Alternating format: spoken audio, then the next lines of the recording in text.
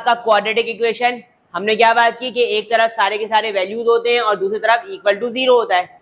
इसी quadratic equation के base पर आपके पास क्वाड्रेटिक फॉर्मूला था, वो क्या था बेटा, x equal to minus b plus minus under root b square minus 4ac divided by 2a। ठीक है, हमने ये बात पहले भी पढ़ी थी कि जितनी हाईएस्ट पावर होती है आपके पास आंसर भी उतने ही आते हैं। मतलब 2 पावर है तो आंसर भी कितने आएंगे बेटा, 2 आएंगे। ठीक है भाई, तो ये रहे इस क्वाड्रेटिक इक्वेशन का बेसिकली 2 आंसर होगा। वो कौन सा है, पहला तो मैंने बोला है अल्फा। क्या है बेटा, alpha equal to minus b. यहाँ पर देखो 2 साइन थे, एक था प्लस दूसरा था माइनस, तो मैंने अल्फा कहा है जिसके बाद प्लस साइन है दरमियान में, और बीटा का है जिसके पास माइनस साइन है दरमियान में। ठीक है भाई, ये दोनों के दोनों जो आपके 2 आंसर होते हैं वो बेसिकली इनको कहते हैं रूट्स। सिर्फ और सिर्फ क्या कहते हैं, इनको रूट्स कहते हैं। तो एक चीज है अल्फा, एक सिंगल पहला रूट है, और बीटा आपका दूसरा रूट है। तो इन दोनों के बिहाफ पर हमने ये दोनों वैल्यू फाइंड आउट करनी, एक है सम ऑफ रूट, दूसरा है प्रोडक्ट ऑफ रूट। ठीक है, सिर्फ इन दोनों को ही क्यों फाइंड आउट किया, क्योंकि इन दोनों से आप कहीं पर भी कोई भी वैल्यू को जनरेट कर सकते हो। हम जब आगे फर्दर टॉपिक कवर करेंगे 20.4 और 5 का, तो वहां पर आप ये चीज देखोगे कि सिर्फ और सिर्फ सम ऑफ रूट और प्रोडक्ट ऑफ रूट की वजह से आप पावर क्यूब भी निकाल रहे होगे, आप अल्फा माइनस बीटा भी निकाल रहे होगे, आप 4 अल्फा बीटा भी निकाल रहे होगे, और भी बहुत सारे मल्टीपल चीज हैं। बात समझ में आ रही बेटा आपको। अब सम ऑफ रूट का मतलब क्या है, इन दोनों रूट को जब आपने ऐड किया आपस में तो इसका एंड रिजल्ट क्या आएगा बेटा आपके पास, माइनस बी अपॉन ए। और जब आप इन दोनों को मल्टीप्लाई करवाओगे जिसको आप कहते हो प्रोडक्ट ऑफ रूट, तो उसका एंड रिजल्ट क्या आएगा बेटा, सी अपॉन है।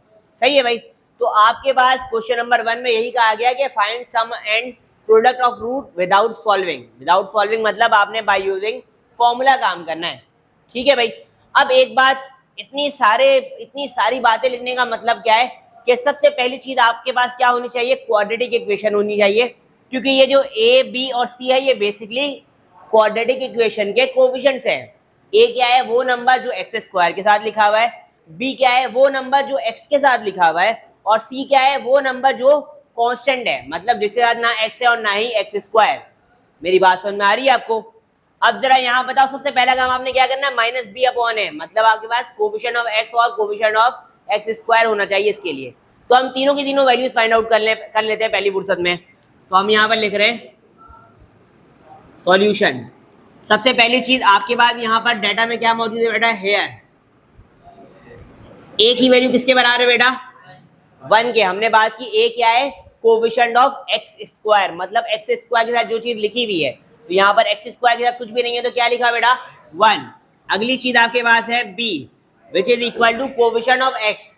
यहाँ पर कोएफिशिएंट ऑफ एक्स बी है और बी के बाद साइन क्या है, प्लस, जबकि यहाँ पर साइन क्या है बेटा, तो आप यहाँ पे लिखोगे माइनस का 1। अगली चीज है आपके पास c which is equal to minus का 1, क्योंकि सी वहां पर पॉजिटिव और यहाँ पर नेगेटिव है।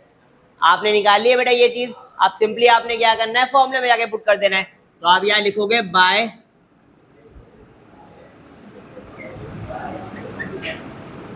फॉर्मूला। तो हमने क्या बात की, सम ऑफ रूट को हम शॉर्ट फॉर्म में लिखते हैं SOR equal to alpha plus beta equal to minus b upon a. तो क्या वैल्यू है बेटा माइनस बी की, माइनस बी की वैल्यू क्या है, -1 डिवाइडेड बाय ए की वैल्यू क्या है बेटा, 1, minus minus 1 divided by 1 which is equal to, अगली वैल्यू आपके पास क्या है बेटा, प्रोडक्ट ऑफ रूट मतलब POR which is equal to alpha beta which is equal to C upon, तो सी की वैल्यू बेटा यहाँ पर क्या है, divided by 1 which is equal to minus plus 1 divide by 1 हो जाएगा। आपने निकाल लिया अल्फा प्लस बीटा भी और अल्फा बीटा भी। ठीक है बेटा, सेम इस सवाल को भी देख लो। हमने दोबारा क्या बात की है कि सबसे पहली चीज आपके पास क्वाड्रेटिक इक्वेशन होनी चाहिए। क्या ये क्वाड्रेटिक इक्वेशन बनी हुई है, नहीं, क्योंकि एक साइड पे 0 होना जरूरी है, तो यहाँ पर तो नहीं है। तो पहली फुर्सत में इस प्लस का ax को उठा के इधर भेजोगे तो आ जाएगा माइनस का ax। तो आपके पास यहाँ पर क्या हो रहा है बेटा, एक्स स्क्वायर माइनस का 3/4 a स्क्वायर, यहाँ प्लस का ax उठ के इधर आएगा। तो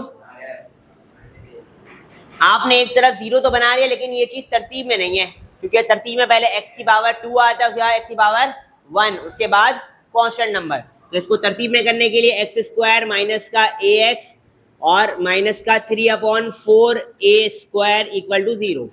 दोबारा आपके पास यहाँ पर क्या क्या मौजूद है बेटा, हेयर ए की वैल्यू किसके बराबर है बेटा? 1 के।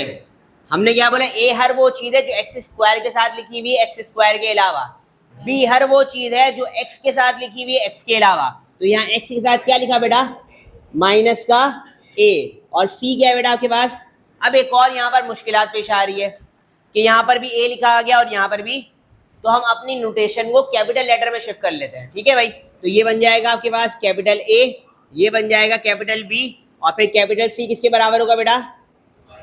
माइनस का 3 डिवाइडेड बाय 4, और साथ में दोबारा फॉर्मूला लगा लेते हैं।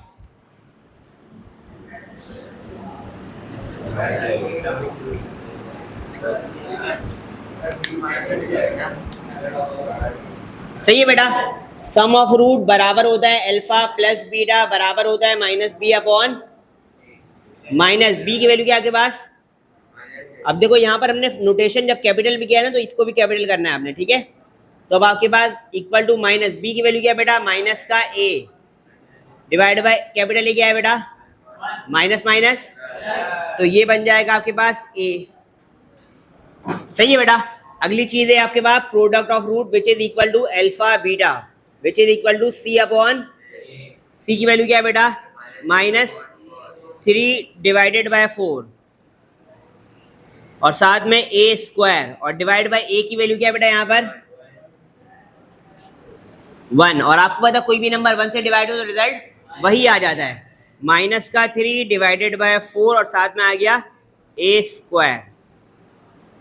यह आपका P O R equal to alpha.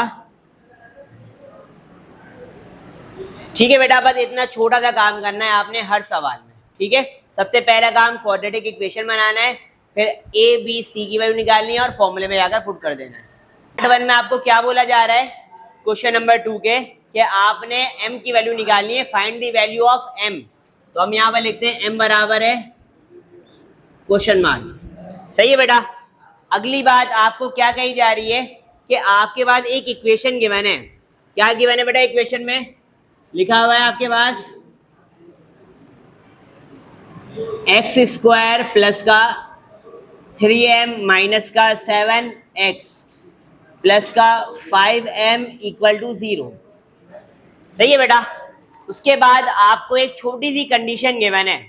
वो कंडीशन क्या आपको कहा जा रहा है? Sum of root of the equation is 3/2 times the product of root. मतलब आपके पास जो SOR है, कंडीशन क्या गिवन है बेटा? आपको गिवन है SOR is 3/2 times the product of root. सही है बेटा। आपको ये कंडीशन गिवन है, इतनी छोटी सी आसान सा सवाल है बिल्कुल। आपको पता है SOR का मतलब क्या होता है? माइनस बी अपॉन है, और POR का मतलब क्या होता है? C अपॉन है। तो पहली फुर्सत में आपके पास जो इक्वेशन गिवन है, यहाँ से A, B और C की वैल्यू आपने निकाल लेनी है। तो यहाँ पर क्या हो जाएगा बेटा? सॉल्यूशन हियर फ्रॉम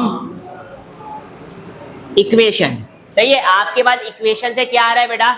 आपके पास A की वैल्यू आ रही है बेटा। क्या है A की वैल्यू? यहाँ पर 1। B की वैल्यू क्या है बेटा? हमने क्या बोला? B हर वो वैल्यू जो x के साथ लिखी हुई है x के अलावा। तो x के साथ क्या लिखा बेटा? 3m माइनस का 7।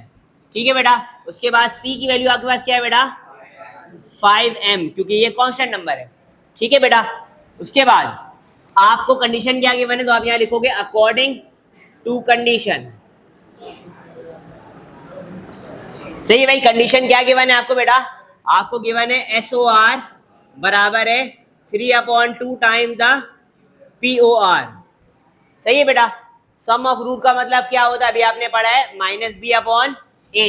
तो minus b divided by a equal to 3/2। वैसे ही आ गया। POR की वैल्यू आपने क्या लिखी थी बेटा?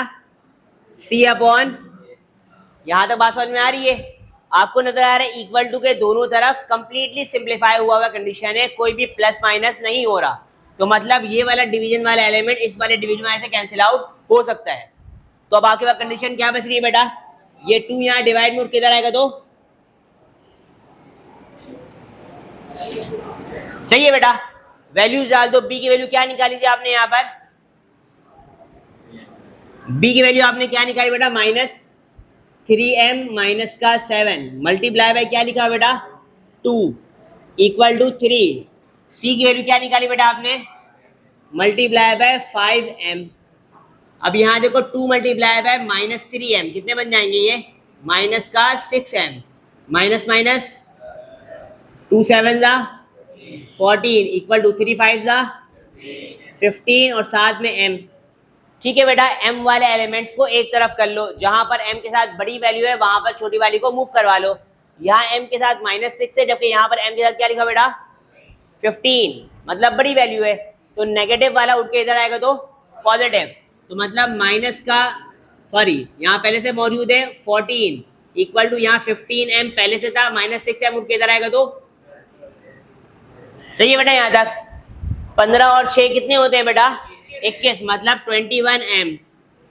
और यहाँ पर क्या लिखा हुआ? 14। आपको m की वैल्यू निकालनी है और m से 21 क्या हो रहा है बेटा? मल्टीप्लाई, उठ के इधर आएगा तो डिवाइड। तो m इक्वल हो जाएगा 14 डिवाइडेड बाय 21। कौन से टेबल में आते हैं दोनों के दोनों नंबर? 7 में। तो 7 3 जा 21, 7 2 जा, तो मतलब m किसके बराबर हो जाएगा बेटा? 2/। ठीक है बेटा, समझ में आई बात यहाँ पर?